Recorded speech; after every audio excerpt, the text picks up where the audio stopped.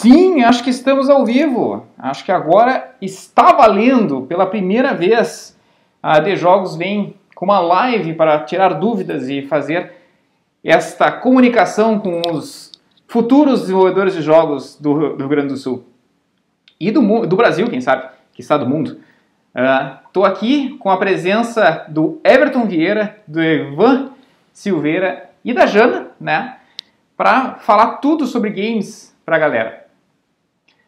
Em primeiro lugar, queria que vocês se apresentassem e queria que a galera que está aí já desse um like, já compartilhasse com quem vocês conhecem, para vir aqui e curtir o evento com a gente.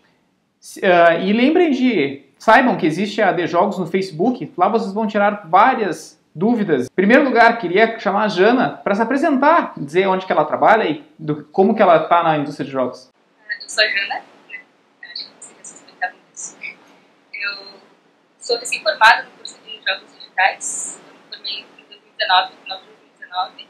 E no começo de 2020 já comecei a trabalhar. Eu trabalho hoje como artista na Hardcraft. Eu tive uma experiência também de display. E antes disso eu trabalhava como freelancer. Vamos passar para o segundo elemento da bancada, que é o Ivan, que é diretor da AD Jogos, que é uma das pessoas que mais promove a AD Jogos aqui com a gente. Então, Ivan, diz quem tu é e qual é a tua empresa. Boa noite a todos. Meu nome é Ivan Sendin. Eu sou diretor executivo da associação há 7 anos, desde que ela foi fundada. Eu me formei no curso de jogos também pela Fevale, em 2012. Eu tenho uma empresa chamada Epopeia Games, que é uma empresa há 10 anos atuando no mercado. A gente desenvolve jogos para prestação de serviço para empresas da Europa e na Ásia. E agora desenvolvendo alguns jogos, lançando na plataforma de Steam e consoles. E estamos aí, né, para falar um pouco mais sobre o mercado e tentar sanar algumas dúvidas que as pessoas têm sobre esse mercado. Perfeito. E por último, não menos importante, muito antes pelo contrário, o nosso presidente da AD Jogos atual, o Everton, vai se apresentar e a sua empresa, que é a EasyPlay. Boa noite, pessoal. Então, meu nome é Everton, sou fundador da EasyPlay Game Studio, empresa de Pelotas. Completa 10 anos hoje. Hoje não, esse ano, na verdade, né? Em dezembro. A gente brinca, né, que empresa de games tem que nem é como um cachorro, né? Cada ano vale 8. Bastante... Vários desafios aí, aventuras, confusões. A EasyPlay é uma empresa focada hoje em hyper casual. Está espalhada pelo Brasil, né? Com a pandemia também um modelo distribuído de trabalho. E desde o ano passado estou presidindo a AD Jogos, fazendo essa parceria aí com o Ivan. Muito bom. Bem, por fim, eu sou Rodrigo Chips, sou desenvolvedor e produtor da Rockhead Studios e responsável por Business Development, ou desenvolvimento de novos negócios. Rockhead Studios é a empresa por trás de Starlit Adventures e todos os Starlits que existem. Então, essa aqui é a nossa bancada e hoje nós vamos tirar dúvidas que vieram através do e-mail do pessoal que se cadastrou para estar aqui nessa live. E nós vamos começar pela Francine, que nos mandou uma pergunta, ela é de Eldorado do Sul e ela queria saber, vou perguntar para vocês, quais as habilidades importantes para quem quer começar, quais as linguagens, programas e essas coisas que precisa dominar para entrar na indústria de jogos. Everton, por favor, quer... desculpa, Jana. Perfeito, Jana. Bom, para começar a fazer jogos, acho que a primeira coisa é querer fazer jogos.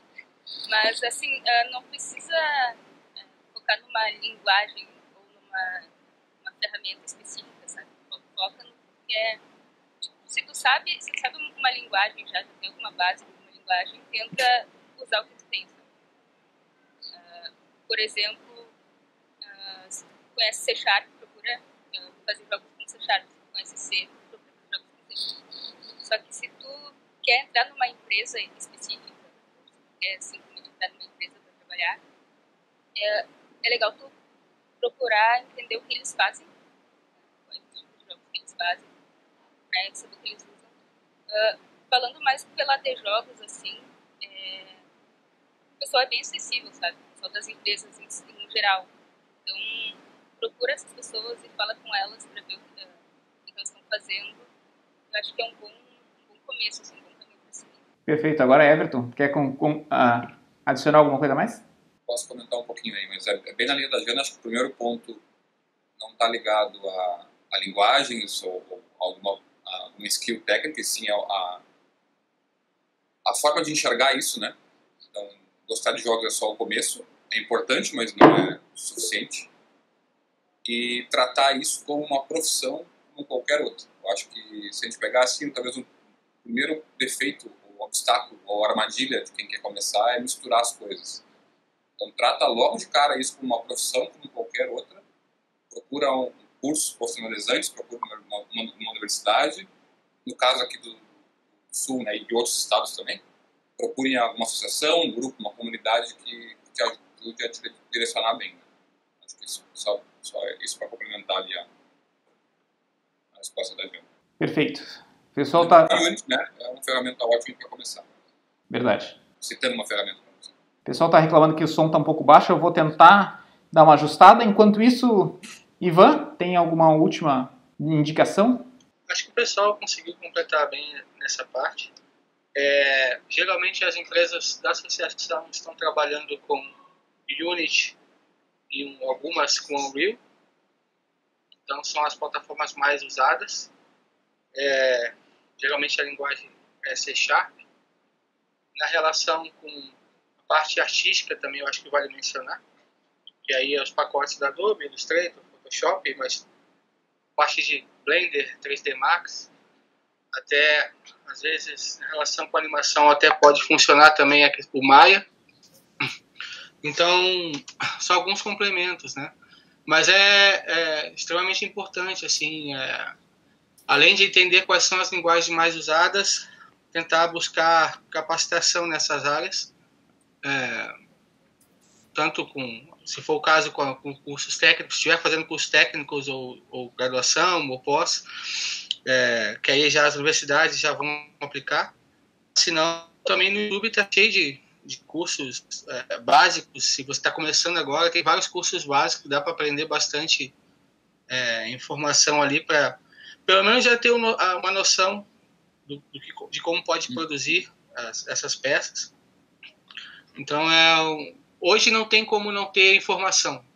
Hoje tem muita informação na internet de como você pode aprender minimamente qualquer coisa sobre produção de jogos na prática mesmo, né, com softwares. Vou seguir para a segunda pergunta, que é do Kleber Salles Pereira, de São Paulo. Né? Ele fez, não uma, mas ele aproveitou e fez duas perguntas. Que a primeira delas é: que tipo de incentivo que vocês sentem falta para o crescimento do mercado de games no Brasil? E a segunda pergunta, eu já vou emendar: vejo muitos pequenos grupos pedindo pessoas para trabalhar grátis, depois do jogo vender, para repartir os lucros. Qual a opinião de vocês sobre isso? Vamos começar pela primeira, que eu acho que é mais simples, que é: que tipo de incentivo vocês sentem falta para o crescimento do mercado de games? Eu acho que vocês têm muito a dizer, especialmente o Everton, que conseguiu essa parceria, esse programa Gamers, né? Quer dar uma passada por cima disso, Everton? Sim, posso comentar. É uma conquista aí, né? Não só da The Jogos, mas também, né, de anos aí de relação com o governo, pegando aí esse governo que é um pouco mais aberto que os anteriores, e realmente foi uma conquista bem importante aí, que é o GameRS, ou Gamers, né? Que, para quem não sabe, é o programa, né, aqui do governo do Sul, do Rio Grande do Sul, que enxerga, né, vamos colocar assim, principalmente a indústria local, e a partir de agora vai realmente nos ajudar bastante em várias frentes. Nem cabe citar todas aqui, mas, né, desde editais, né, a incentivo a missões no exterior, e principalmente uma alicerce que a gente está trabalhando muito, né, desde do ano passado, que é o pilar, né, da parte acadêmica, né, a parte da educação aqui do Estado em relação a melhorar os cursos, né, a levar para a comunidade essa informação mais organizada. Como a gente falou, né, é importante ter acesso à informação de uma forma bem resumida, né, e clara. Então, é um pouco complicado de elencar as partes que a gente sente falta, porque aqui a gente meio que se acostumou, né, a não ter muito recurso público, não ter nenhuma iniciativa do Estado até o momento, né, desse incentivo.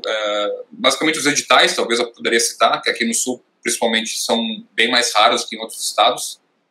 Mas a gente também já viu a parte ruim disso, né? Empresas que acabam se acostumando, né, a seguir essa sequência, né, de incentivos, e depois, quando o projeto acaba, não sabe para onde ir. Então acho que eu particularmente não tenho o que reclamar, e o que faltou a gente foi atrás para buscar.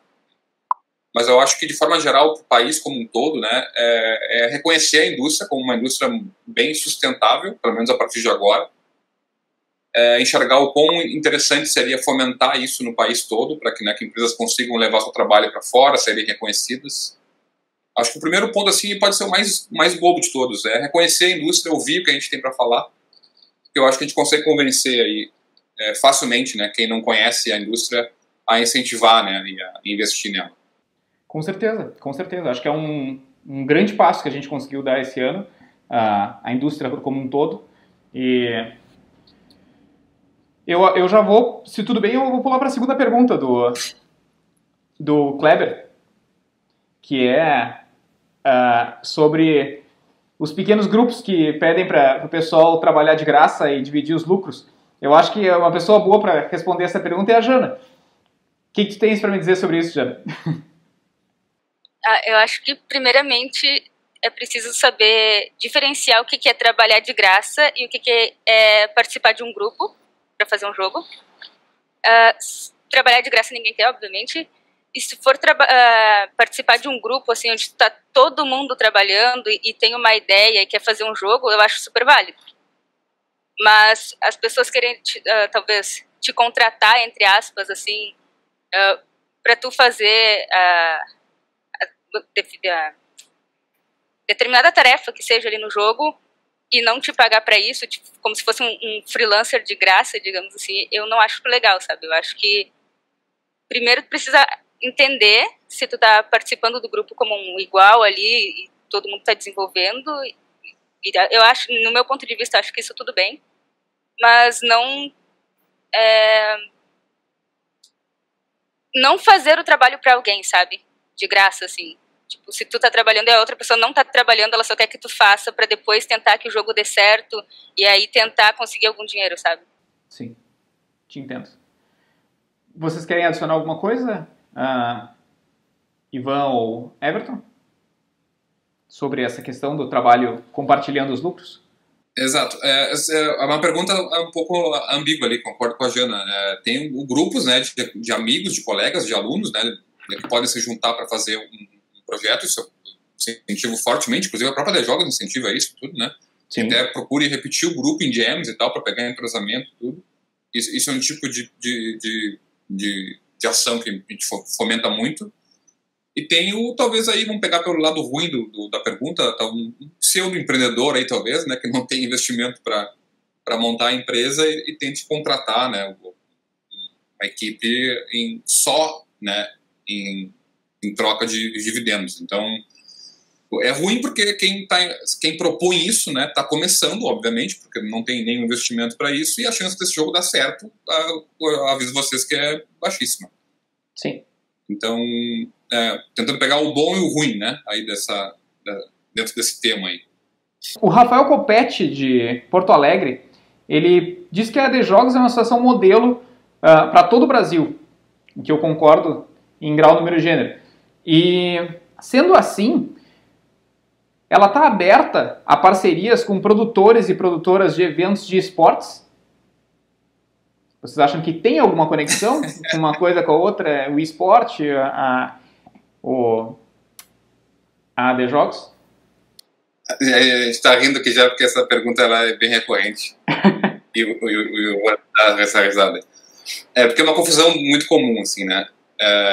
A indústria de esportes, por mais maluca que essa minha frase pareça, não tem nada a ver com a indústria de jogos em si. Ela é uma indústria à parte, a única coisa em comum são os games, né? E vocês podem notar que são games bem específicos, né? Battle Arenas, jogos multiplayer e tal. Então é um nicho absurdamente, né, segmentado, pequeno, de uma de um esporte que nasce em torno, né, de alguns jogos, normalmente, inclusive, de grandes empresas, né, AAAs e tal. Então isso não toca nem de longe, né, na indústria brasileira, nesse sentido, e na verdade toca também muito pouco na indústria mundial, né, nesse sentido também, porque quase um business à parte, assim, né. É quase como comparar, fazer um absurdo aqui, mas, né, máquina de caça-níquel com a nossa indústria. É coisa muito diferente, né. A Amazon é game e tal, caça-níqueis hoje são digitais, né. Pachinko, por exemplo, né, a Konami hoje é uma empresa de pachinko. Sim. Não tem nada a ver com a gente. Então, não, a D-Jogos não tem nenhum tipo de trabalho nesse sentido de esportes. Não temos como ter, porque é um outro foco bem diferente. A gente não tem competência nem gente especializada para isso, né? Apesar, né, do Game RS ser um programa abrangente, né, em um nível que vai abordar, sim, esportes. Mas essa parte de esportes não tem relação com a D-Jogos. Inclusive, a gente está procurando, eu e o Ivan, alguma associação, algum grupo que fique responsável por isso, porque nós não temos hoje interesse, competência e até sentido de se envolver com isso. Realmente. Só complementando, assim, para complementar, a gente, assim, ela é um nicho que também está crescendo no mundo, né? Essa prática e tudo mais. A gente entende que tem uma importância em relação a isso. Então, um garoto aí, um estudante que queira ou praticar esportes ou desenvolver jogos, ele tem duas vias dentro desse mercado, então, mas são completamente distintas. Uma coisa é você produzir jogos e lançar nas lojas e tentar conseguir rentabilidade com isso. Outra coisa é você treinar para jogar um jogo especificamente, né? Praticar ali, treino como se fosse literalmente um esporte, como jogar bola, tu tá treinando jogando Street Fighter para conseguir ganhar torneios e assim por diante. Então são práticas completamente distintas, apesar do game, né, ainda assim ser relacionado com game, mas a D-Jogos visa produção de jogos, né? As empresas trabalhando para jogos para fomentar o mercado de games, nesse sentido, de desenvolvimento. Então a gente entende a importância, mas a gente não é a associação que pode representar esse tipo de nicho. Bem, dito isso, acho que a gente já explicou direito a questão entre a D-Jogos e os esportes. Nós vamos para mais uma pergunta. Aliás, são várias perguntas. Do Cláudio Roberto Feijó, também de Porto Alegre. Ele perguntou: antes de criar o objetivo do jogo, devemos saber como vai ser o mundo do jogo? Eu vou colocar uma por uma. Eu acho que até a Jana seria uma pessoa legal para responder essa questão. Começar por ti, Jana. Já que é uma pergunta complexa, desculpa.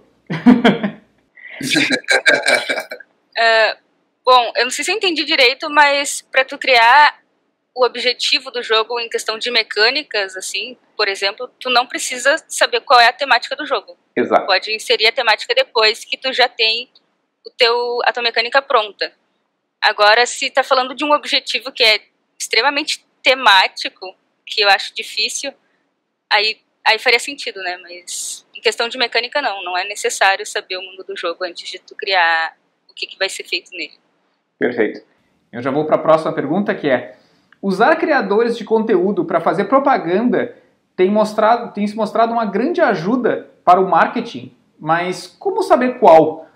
E o melhor criador de conteúdo para testar o jogo? De novo, tô tentando entender essa pergunta direito que ele escreveu aí. Eu vou tentar refazer a pergunta. O pessoal tem usado influenciador para fazer com que o jogo seja conhecido. Vocês acham essa uma técnica boa? E vocês acham quando é que é o momento ideal para até mandar para esse influenciador para ele começar a jogar o jogo? Bom, eu vou falar um pouco da experiência que a gente tem aqui e do que a gente conversou com o mercado internacional e nacional. Algumas palestras, inclusive algumas palestras estão na GDC desse ano, falam um pouco sobre essa influência. Estatisticamente, nessas redes, nessas palestras, eles citam que não tem uma grande influência em termos de venda, de converter o jogador a comprar aquele game. Ele tem a questão de divulgar o jogo e tudo mais, ele se tornar um jogo mais conhecido, mas não necessariamente isso implica em você conseguir vender aquele produto mais. Então, a gente conversa com algumas empresas que trabalham focado em vender seus streamers, né, para o mercado de games, e o impacto é assim, o investimento que você coloca ali, nem sempre, ou a maioria dos casos, não consegue converter em vendas no produto. Então, eu acredito, no caso eu trabalho mais com a parte de PC e console, mas muito mais voltado para o PC. Eu acredito que vale muito mais a pena você trabalhar a comunidade dentro da loja de PC, no caso é a Steam. É você tentar trabalhar o máximo ali dentro, com os usuários que já estão na loja, para tentar converter isso, sim, em venda dos produtos, tentando ser de uma forma bem pé no chão, realista, sabe? Fora que a questão dos streamers tem muita relação assim, se você não paga, ou até quando você paga, mesmo assim o streamer tem que ver se aquele jogo faz sentido com a plataforma dele, se aquele jogo vai ser vai trazer pessoas para consumir aquele jogo. Então não é um mercado, na minha visão, tão fácil, prático, de conversar com o cara, tá aqui meu jogo, divulga aí. Não é bem assim que funciona. Mas eu tenho uma visão um pouco pessimista em relação a essa parte. Eu prefiro trabalhar a comunidade de um jeito mais indie do que tentar divulgar através de streamings e coisas do tipo. Perfeito. Eu vou já seguir, já emendar na próxima pergunta para o cara que entende muito desse assunto, que é o Everton, que é o que torna um jogo chamativo atualmente, já que tu está na indústria de só jogos hiper chamativos? Bom, se eu tivesse essa resposta, né, eu estaria talvez numa situação bem melhor do que estou hoje. Mas tem alguns caminhos, algumas técnicas. Então, talvez até complementando um pouco a pergunta anterior ali. Sim.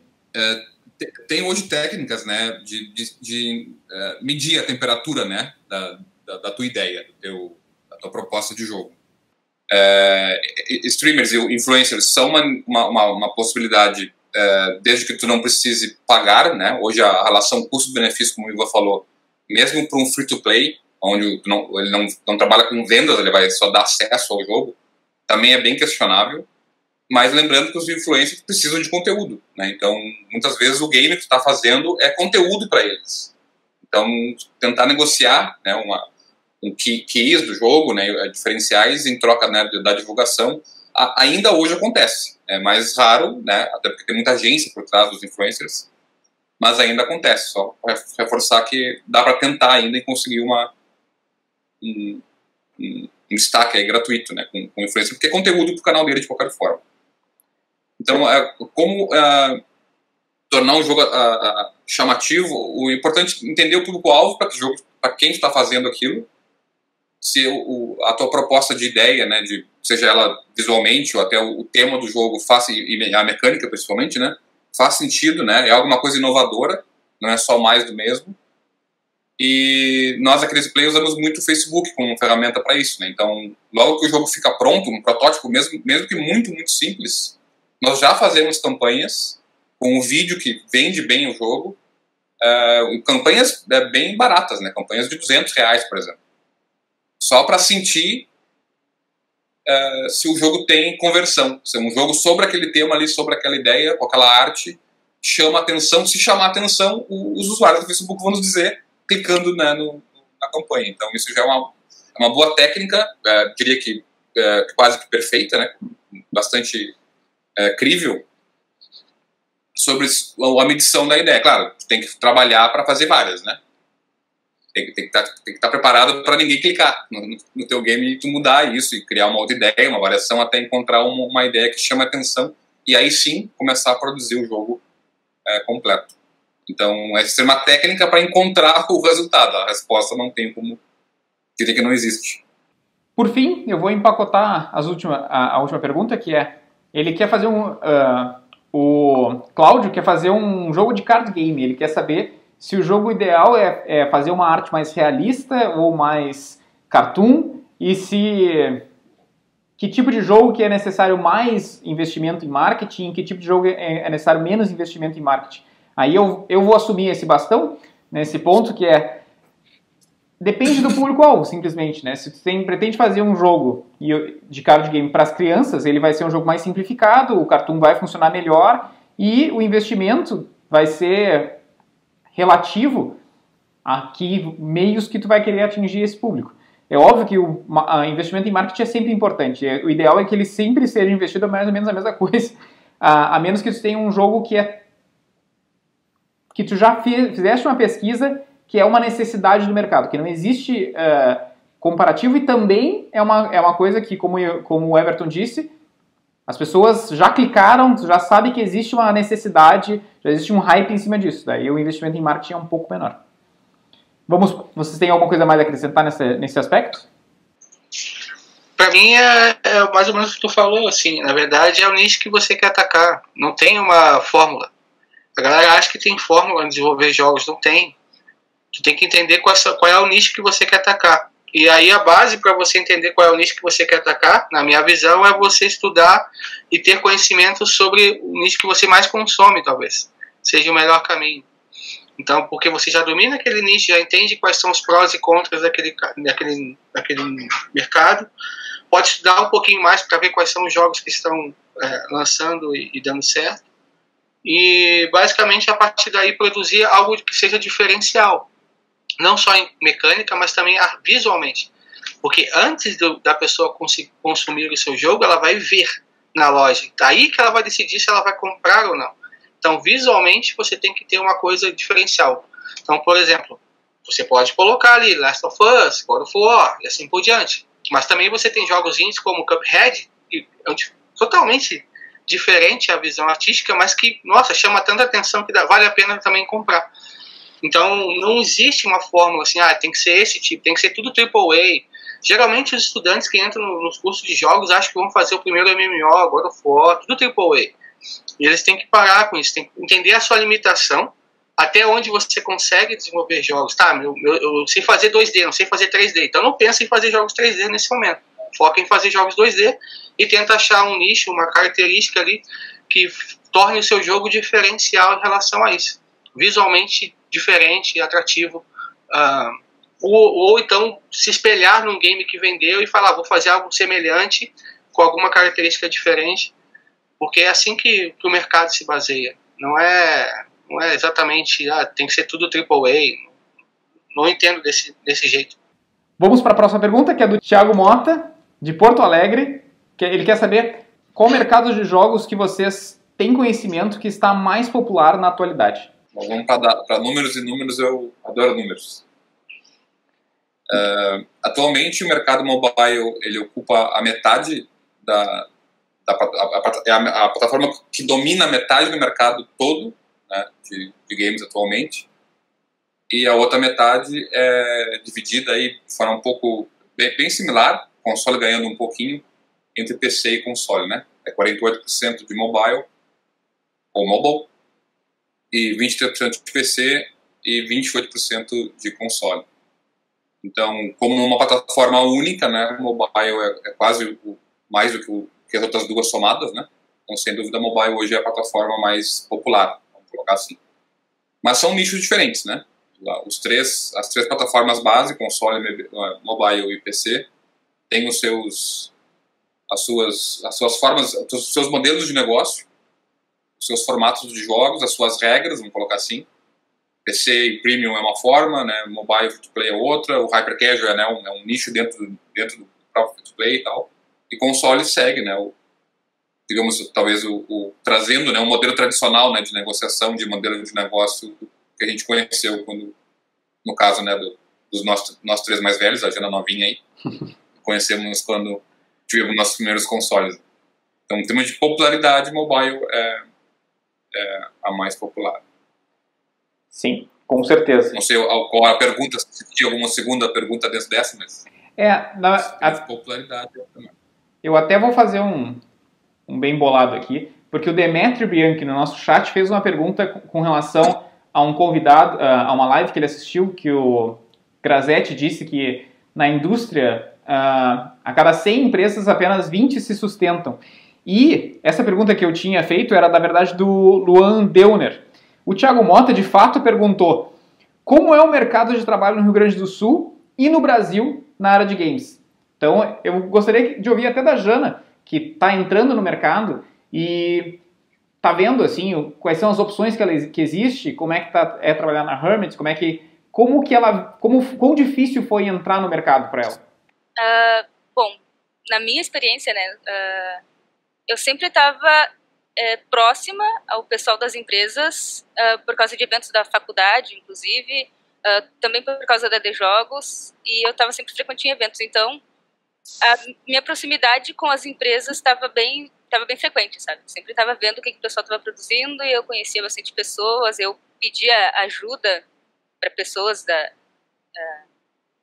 eu tenho o diretor de arte dessa empresa e eu quero fazer um portfólio para isso, então eu procurava o diretor de arte daquela empresa e pedia ajuda sobre o meu portfólio, sabe? Esse tipo de coisa. Então, quando eu comecei a melhorar isso, melhorar a minha qualidade de trabalho, o pessoal começou a já me procurar para fazer alguns freelances e tal. Então, eu já comecei a ter um pouquinho de experiência, mesmo não estando dentro da empresa, eu tinha um pouquinho de experiência com isso. Aí, depois que eu finalizei o curso, agora eu quero trabalhar dentro de uma empresa, né?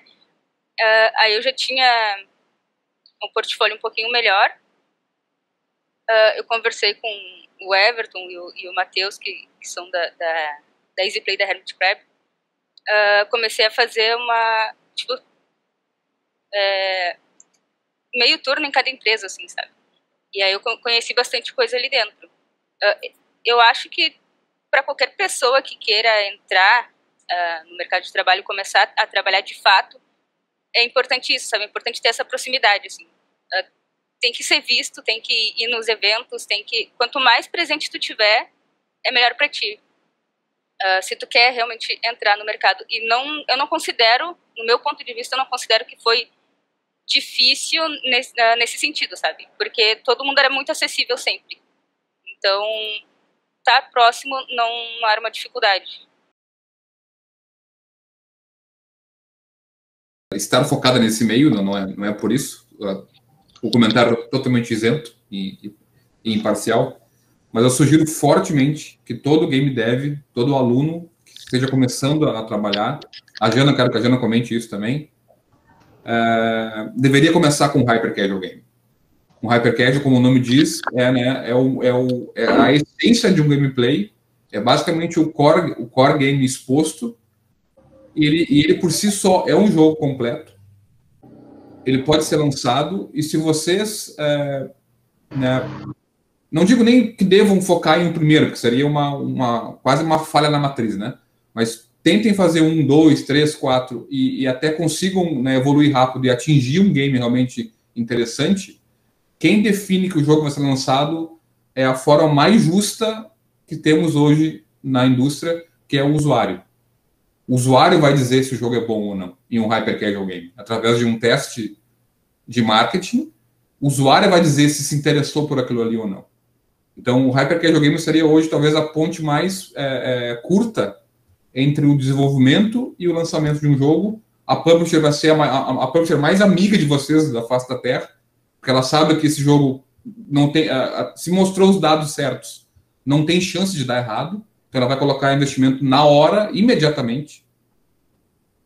Então, sugiro fortemente que comecem a pensar em jogos bem pequenos. Quem não sabe do que eu estou falando, pode pôr aí no Google Hyper Casual. Vocês vão ver que tipo de jogos são. Comecem por eles. Sem dúvida, é o caminho mais rápido de conseguir uma receita, ou se não conseguir uma receita direta, de começar a exercitar o game design, de começar a exercitar a produção, a finalização, a entrega do jogo, né? A produção e o marketing, vamos colocar assim. Gente jogando o game e tal. Então, é uma forma muito, muito adequada de começar a experimentar o ciclo completo. Para quem não se deu por conta, nós desenvolvedores criamos jogos para serem jogados. Então, quando esse ciclo não fecha, é bem frustrante. E quando ele fecha, é motivante. Então, uma sugestão que eu dou é começar pelo simples. Complementando, indo para a linha do PC, Eu sempre penso assim, digamos, tá, você tem poucos recursos financeiros. Eu acho que você tem que entender quanto tempo você consegue produzir um jogo, qual é a qualidade desse produto e tentar entender se, digamos que eu tenha um orçamento que vai me durar 4 meses para desenvolver um jogo. Então não pense em fazer um The Last of Us, certo? Faça um jogo que você consiga concluir e deixar ele redondinho, de acordo com a tua qualidade, nesses 4 meses e pode colocar na Steam, no PC. E aí, cara, eu acho que essa questão de lucro depende muito vai de empresa para empresa. O faturamento que eu necessito não é necessariamente do Everton, que não é necessariamente da Rockhead e assim por diante. Então, contigo, a mesma coisa. Tu pode calcular ali quanto que você investiu, o quanto você deseja, pelo menos tu tem que alcançar o break-even, que é recuperar o investimento que você colocou. Então, a partir disso, você pode desenvolver jogos pequenos, como tem vários exemplos na Steam, que é como o Zup, os próprios jogos do Rafael Dias, que é o Chessmate, acho que é o nome, não lembro agora, em que ele desenvolve jogos curtos de 2, 3 meses, ele reaproveita a mesma mecânica e desenvolve novos levels, basicamente, e vai lançando um atrás do outro, e consegue vender principalmente com um bundle. Você coloca lá um bundle só teu, e aí você consegue, a partir daí, gerar uma receita melhor do que for lançar só um produto e pensar que esse pode dar certo. Pode dar, o risco é maior. Mas se você começa a lançar alguns produtos e montar um bundle na Steam, principalmente para pessoas, empreendedor individual, né, um desenvolvedor individual, pode ser um caminho também, para que você possa lançar eles e gerar alguma receita que pelo menos possa te garantir para desenvolver o próximo jogo e depois o outro prazo começar a te manter e assim vai indo, sabe? É um caminho, não é fácil também. A Steam está atolada de jogos, hoje a cada dia são lançados mais de 50 games na Steam por dia e está cada ano piorando isso, mas é um formato, é uma possibilidade de você tentar conseguir gerar um lucro. Mas eu acho que o mais importante aí é você aprender, pegar, desenvolver um jogo e botar no mercado. Isso vai te gerar uma experiência gigantesca, uma maturidade gigantesca para entender como ele funciona, porque só a gente comunicando não adianta, tem que aplicar na prática para tu entender realmente o que a gente está falando, sabe? É como se fosse perder a virgindade lançando um jogo. Até completando que basicamente o que vocês disseram aí, que eu ia dizer também um pouco, pelo que o Everton falou também, né, dos hyper casuals, tipo, tu faz muitos jogos focando na mecânica e tu quer que o jogo seja, tu começa a pensar de forma mais objetiva, né, para questão de mecânica, e quando tu vai fazer um hyper casual, tu quer que ele seja viciante, que tenha um gameplay rápido, tu quer que seja um jogo refinado para tu poder entregar.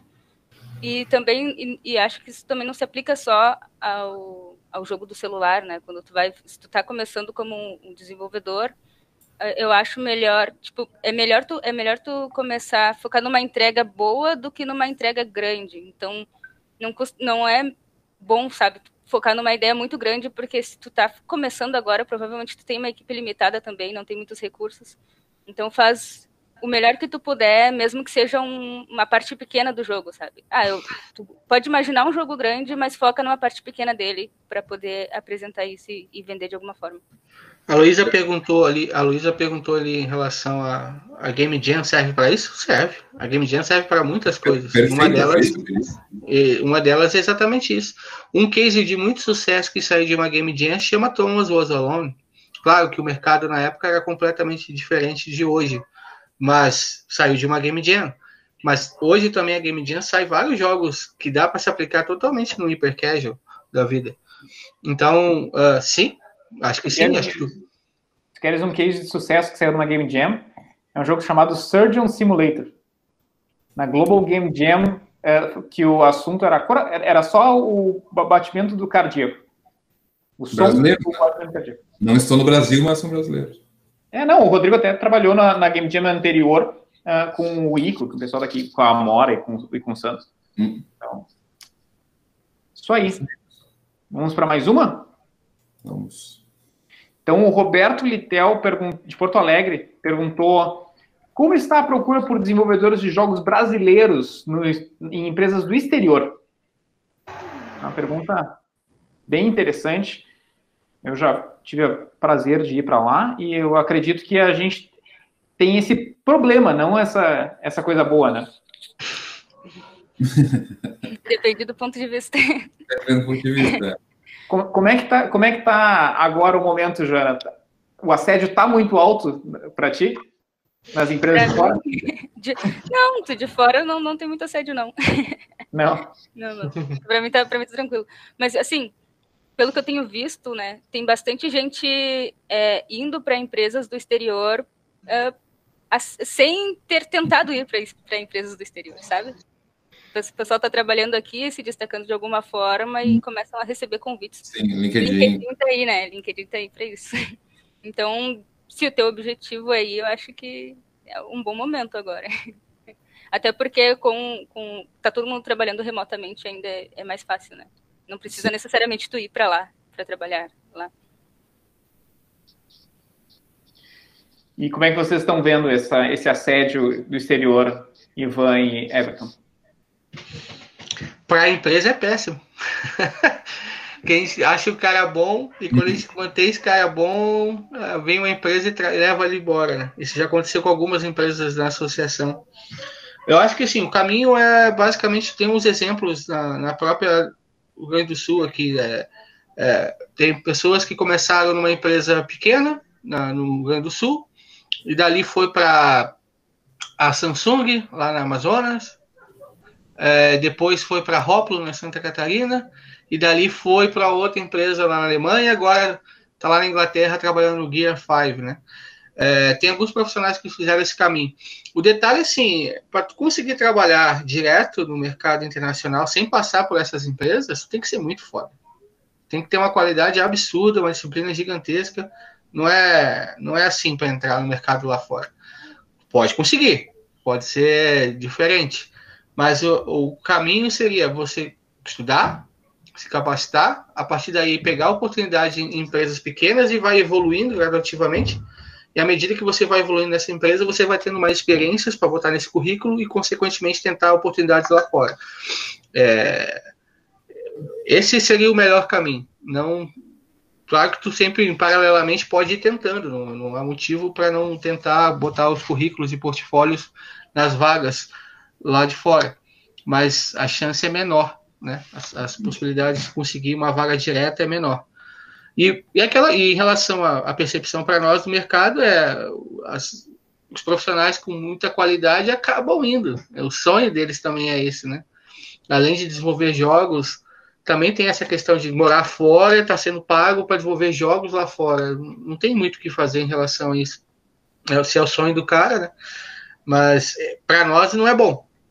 Sinceramente, para nós é ruim, porque aí a gente não consegue manter um profissional de qualidade aqui que, consequentemente, gera um impacto na empresa, né? A gente perde qualidade de produção. Então, a gente não gosta muito. Como dizia um amigo meu, a gente fica com dois corações, né? Pelo lado da empresa, a gente investe, né? Ajuda o profissional a se capacitar e quando ele estaria no seu ápice, né? Ele estaria saindo da empresa e tal. Mas não tem como ficar chateado com isso, no fundo, porque, como o Ivan falou, é um crescimento natural. O brasileiro tem, né, bastante a síndrome do impostor, então isso aqui é ruim, né, lá é melhor e tal, e nesse caso é óbvio que é melhor, a gente sabe que não dá para pensar diferente. Então aqui, nesse ponto, faz parte, é complicado para quem empreende, né, mas faz parte, não tem como achar isso ruim, só ruim, né. E a solução para isso, eu acho que é aumentar, né, a capacitação, que é o que a gente vem fazendo agora nos últimos anos, aumentar a oferta de profissional, para que, né, não tenha só uma pessoa, né, excelente, sim várias. Então, eu acho que é um pouco por aí.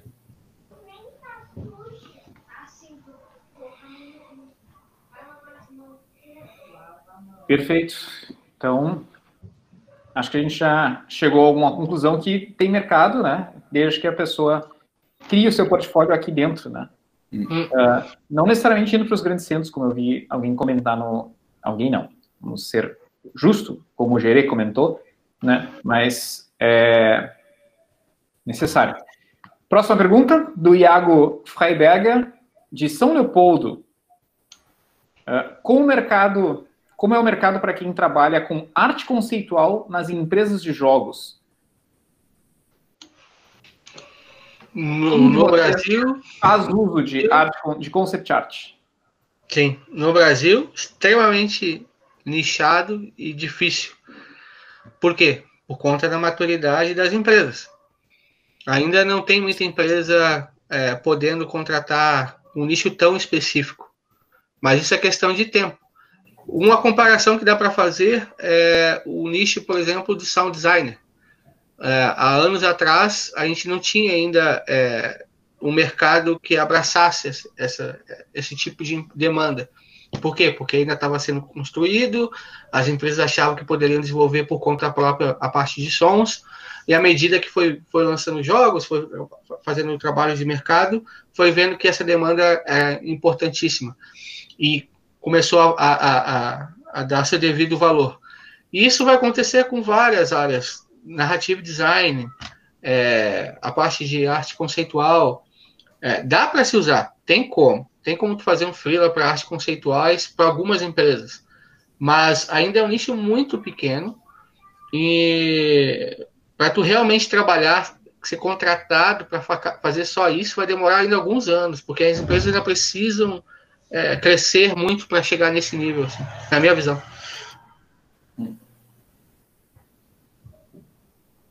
A Jana mexe com arte, pode também comentar. O lado do artista, né? Vamos colocar assim. Também. Na verdade, é bem isso que o Ivan falou, assim. Tem bastante... tipo, as empresas elas não estão necessariamente buscando o profissional que seja especificamente artista conceitual, sabe? Eu acho que é mais fácil de ser talvez um artista generalista, porque tu pode vir a fazer arte conceitual no meio das outras artes, mas é muito difícil, pelas empresas que eu vi, pelo menos pelas empresas que eu conheço, é muito difícil ter uma pessoa que vai só fazer arte conceitual ali na empresa, sabe? Quase... Acho que talvez uma empresa que eu consiga pensar agora, sabe? Mas das empresas que eu vi aqui do Rio Grande do Sul. Mas é bem complicado esse nicho, assim. Perfeito.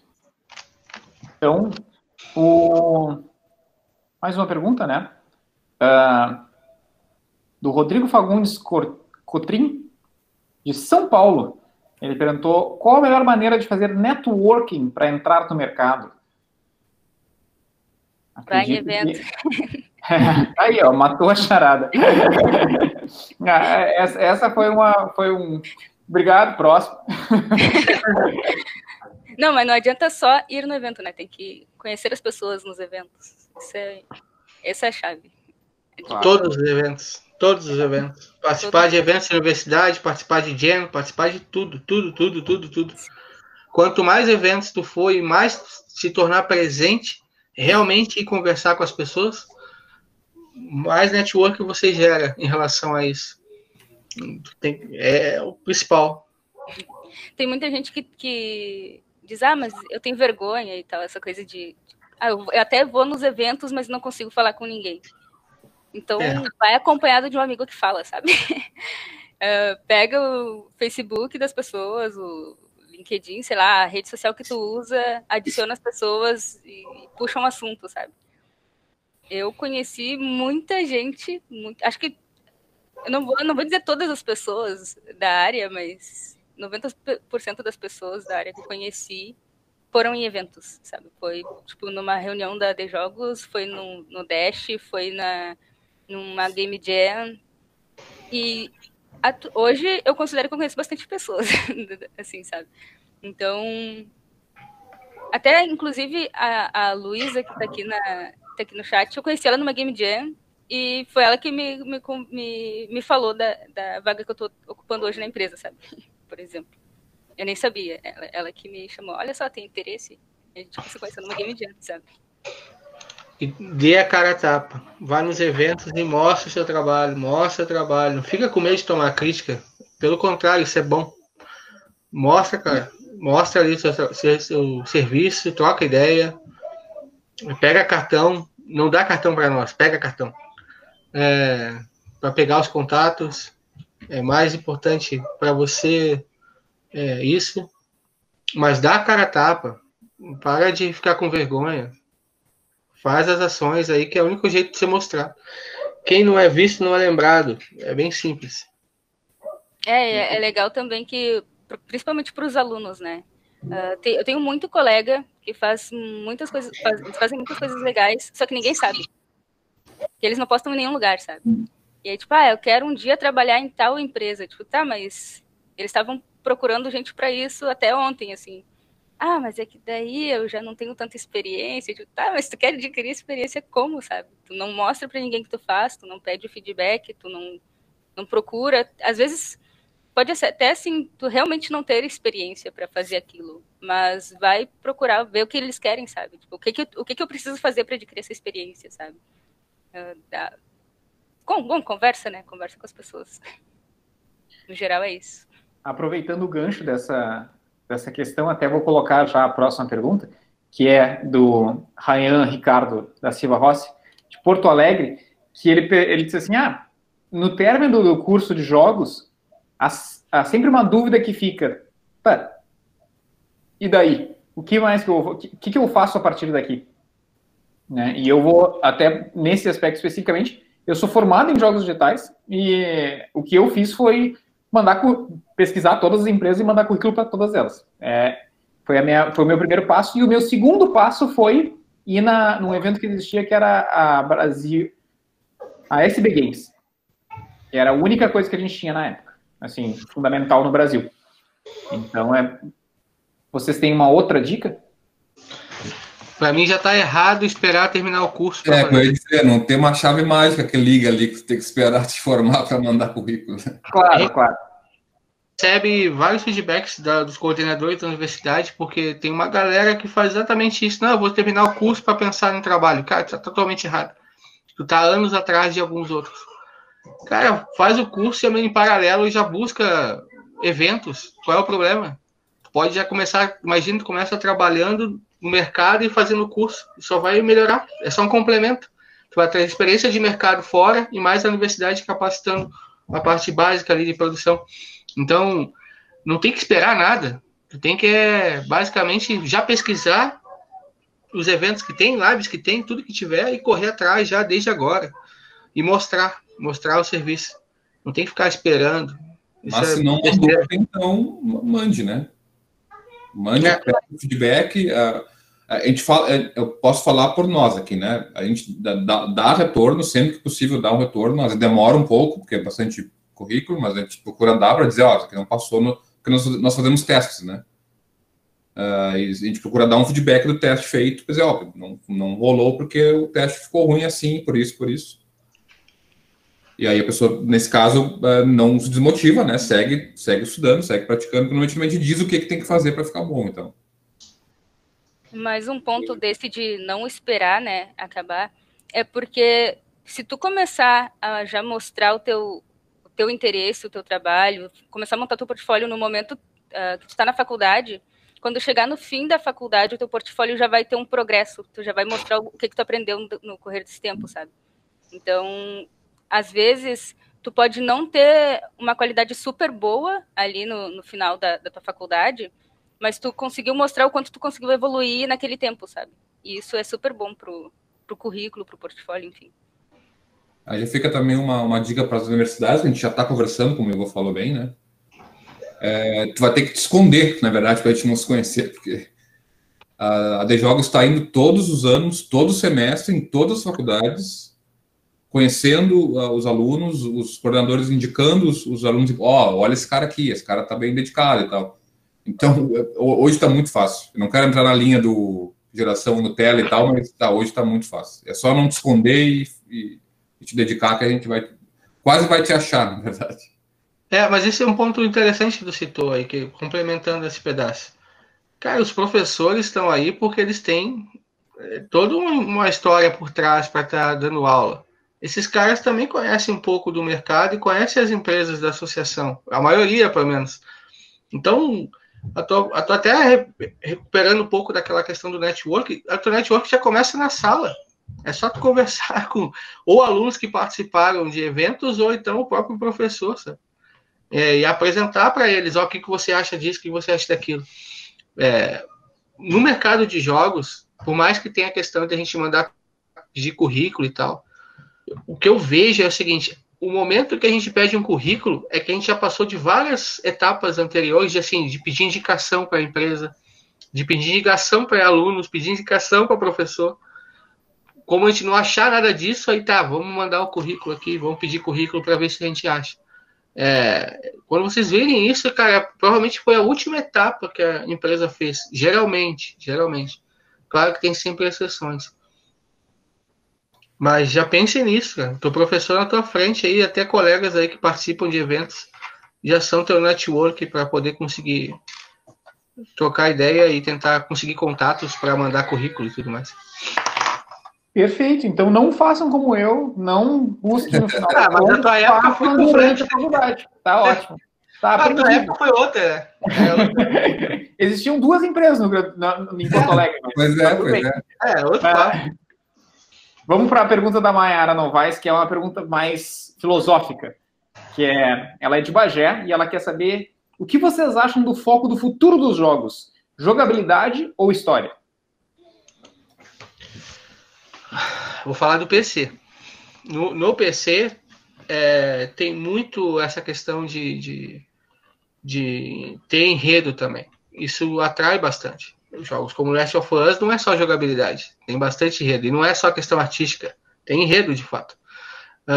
Então, eu vejo hoje, no início da Steam, você podia lançar jogos só com gameplay divertido e uma arte atraente. Hoje não, hoje você precisa entregar conteúdo. As pessoas querem viver experiências diferentes, não só em gameplay, mas também ter contextos, enredos, que pelo menos atraiam um pouco, prendam um pouco. Porque o gameplay, se a gente lança um projeto com gameplay, ele vai ser divertido. Mas vai ter uma hora que a galera vai parar de consumir só por isso. A narrativa te prende a querer saber mais, buscar mais, tentar ver o final desse projeto. Então, eu não acho que é o futuro só enredo. Eu acho que isso ajuda a coisa andar. Mas, de novo, na minha visão, tem vários nichos. E os nichos vão evoluindo, mas tem nicho que é só gameplay. Agora o Hyper Casual tem um pouco dessa história de enredo, né? Mas no início era só gameplay, agora tá com um pouquinho de enredo.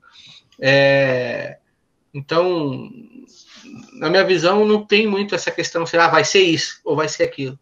Eu acho que esse é um problema assim, que eu enxergo nas empresas da associação e nas empresas que eu converso também. A gente tenta procurar fórmulas para tentar achar uma produção de um jogo que vai dar certo e tal. Não tem muito isso. A fórmula, no máximo, poderia ser pesquisar o mercado, ver o que está sendo a trend naquele momento e tentar produzir algo que pode se espelhar naquilo para evoluir, mas não tem uma fórmula específica. Então, eu não acredito muito no futuro dos jogos ser só história, só gameplay, ou um ou outro. Eu acho que cada nicho tem uma evolução. E aí, eu pergunto como um contraponto? Tem que escolher, na verdade? Não tem. mas não tem que escolher, mas eu já vou dizer que é só gameplay. O resto é só figurativo.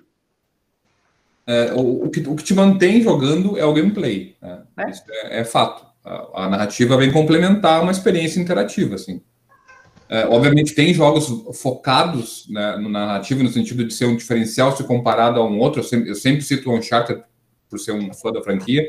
O Uncharted em si, os elementos que compõem o game, ele não é inovador em nada. Na verdade, se tu tirar tudo dali e pegar só a mecânica, são mecânicas bem repetitivas, inclusive. E a narrativa, do jeito que ela é exposta para o jogador, que faz para mim, né, a franquia ser o que é. O Uncharted 2 é uma obra de arte para mim. Mas no máximo que eu consigo dizer assim, a narrativa é importantíssima, né, nesses casos, onde o gameplay faz o seu papel, é um arroz feijão muito bem feito. O Uncharted não é o melhor stealth, não é o melhor furtivo, não é o melhor jogo de tiro, terceira pessoa, um shoulder ali, mas ele faz muito bem esses elementos. E a narrativa vem e traz uma uma abordagem bem única, mas não é a narrativa o diferencial, né? O gameplay sempre é a base de tudo. Mas eu escolho os dois, né? Não preciso escolher só. Perfeito, perfeito. Vamos para a última pergunta? Ou queres complementar alguma coisa, Jana? Não, eu acho que já falaram o suficiente. Tá ótimo. Então vamos encerrar com a última pergunta. Seria mais do mesmo. Desculpa. Vamos encerrar com a última pergunta da Augusto Paul da Silva, que ele é de Candelária, que é qual o tipo de jogo, mobile, console, PC, que possui mais demanda de programadores iniciantes no mercado do Brasil ou do Rio Grande do Sul? Essa é a pergunta complexa. Aonde vocês entendem que esteja a maior demanda de programadores júnior? Iniciantes, pois é. Eu acho que, por natureza, o mobile tem uma diversidade um pouco maior de portes de jogo, né? Então, quando eu falei, o Hyper Casual é um jogo absurdamente simples, que comportaria, talvez até num time novo, né, a produção de um jogo desse.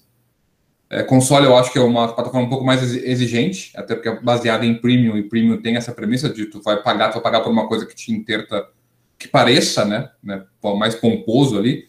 PC, o Diego pode comentar, mas o PC já está com um range bem grande, né? Inclusive, ele citou aí o Rafael Dias, que também está fazendo quase que um hyper casual de PC e Steam, né? Então, acho que o PC é um pouco mais flexível, o console eu acho que é bem difícil, até pela complexidade técnica e a demanda que o usuário acaba exigindo, né?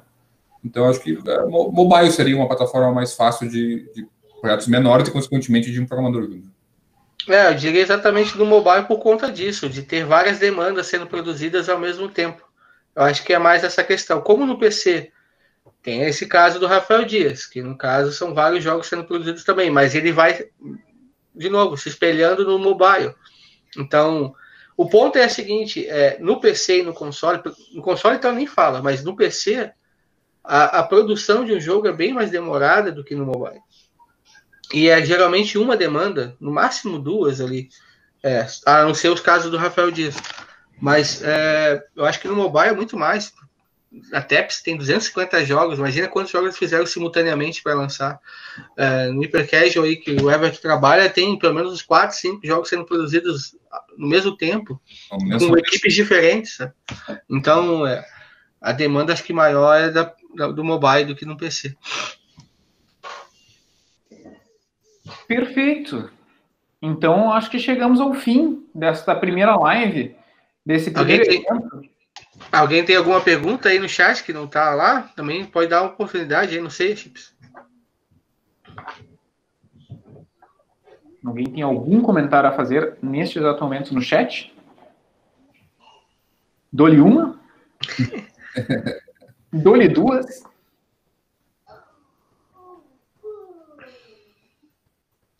Não foi? Sim. Nós estamos a 1h30 nesta live, e como foi uma live com altos e baixos,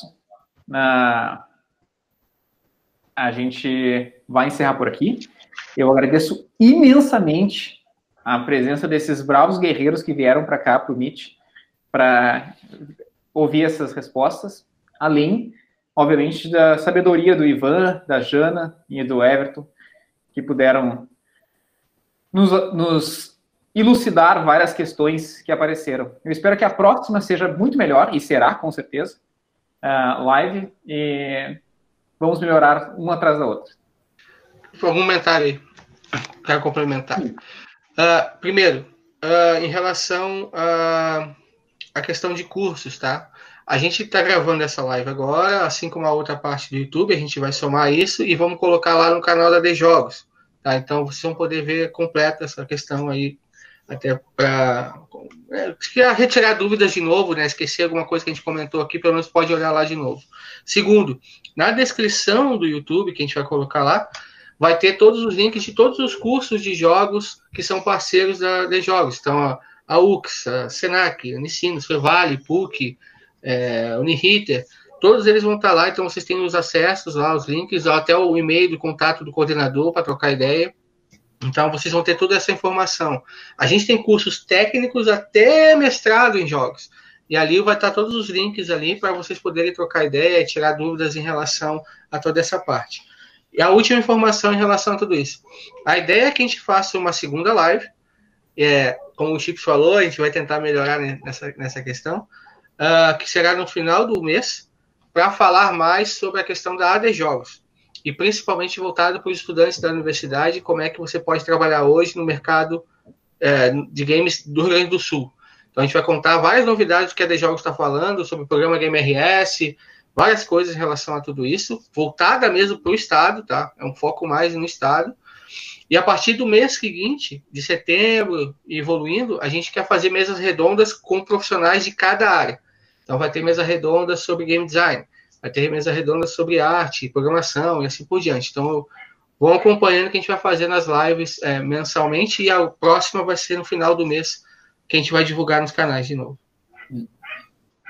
Perfeito. Everton, você tem alguma última consideração? Queria dar um spoiler aqui para a próxima live.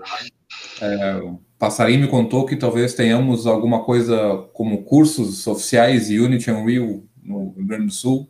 É verdade. Não sei se eu ouvi certo, então, se eu fosse vocês, acompanhava a próxima live para ter certeza aí se esse passarinho. Então. Esse Angry Bird aí contou a verdade. E Jana, porque a última notícia, últimas palavras, e aonde as pessoas se encontram, onde que as pessoas conseguem saber mais da empresa que tu trabalha e como fazem para tirar dúvidas especificamente contigo? Especificamente comigo? E também, assim, Hermit Crab Game Studio, dá para procurar assim no Instagram e no LinkedIn também. Se me encontrarem no LinkedIn, Jana Schumi, procurar Jana Schumi com CH, me encontrem em todas as redes. Bota Jana Schumi no Google, e aí lá no LinkedIn tem o link da empresa onde eu trabalho. Também, para poder... Eu vou escrever aqui no chat. Jana Schumi. Pode chamar no chat, não tenha vergonha. Estou disponível, estou quase sempre online, mas normalmente respondo mais à noite, que é quando me libero às vezes. Comenta o que vai acontecer amanhã, Jana, com o jogo. Amanhã, contagem regressiva aí, tô olhando o relógio a cada minuto. Amanhã tem lançamento de um jogo oficial do Paris Saint-Germain pela empresa que eu trabalho, Hermit Crab. Deixa eu botar aqui também, eu vou botar aqui no chat o Instagram do jogo. Amanhã vai estar disponível já na Google, na App Store, no Google Play, na App Store. Mundialmente. Perfeito, então é isso. Gurizada, um grande abraço para vocês. Eu me despeço daqui. Eu sou o Rodrigo Chips. Vocês me encontram em qualquer rede social. Foi um prazer estar com vocês e vejo vocês no final do mês, se eu não for demitido do meu cargo. Um abraço e até. Tchau. Falou.